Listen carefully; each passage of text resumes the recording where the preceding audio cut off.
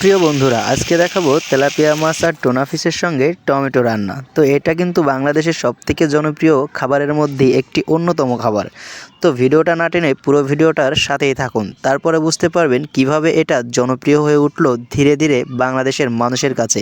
আর এটা কিন্তু খুবই পরিচিত একটি খাবার, টমেটো দিয়ে তেলাপিয়া মাছ সঙ্গে কিছু টোনা ফিশ। তো এই মাছগুলো গরম কড়াইয়ের ভিতরে ধীরে ধীরে ভেজে নিতে হবে। তো গরম কড়ার ভিতরে তেল দিয়ে দিলাম, তেলটা অলরেডি গরম হয়ে গেছে তাই মাছগুলো দিয়ে দিচ্ছি। তো মাছগুলো খুব সুন্দর করে ভেজে নিতে হবে, এটা সোনালি এবং বাদামি কালার করে। তো বাদামি এবং সোনালি কালার করার পর এটাকে একটু উল্টে পাল্টে তারপর মাছগুলোকে খুব সুন্দর করে উঠিয়ে নিতে হবে। তো একটা প্লেটে মাছগুলো ওঠানোর পর খুব সুন্দর করে মাছগুলোকে রেখে তারপর এটাতে আলু এবং পেঁয়াজের ভাজিটা খুব সুন্দর করে কষিয়ে নিতে হবে। তারপর এটা কষানো শেষ হলে ধীরে ধীরে টমেটো দিয়ে দিতে হবে। তো দেখতেই পারছেন গ্রামের খুব সুন্দর ঘেরের পাড়ে লাগানো লাল লাল পাকা পাকা টমেটো খুব সুন্দরভাবে হয়ে গেল। তো প্রিয় গাইস, এটাই ছিল বাংলাদেশের সবচেয়ে জনপ্রিয় টমেটো এবং টুনা ফিশ আর তেলাপিয়া মাছের তরকারি।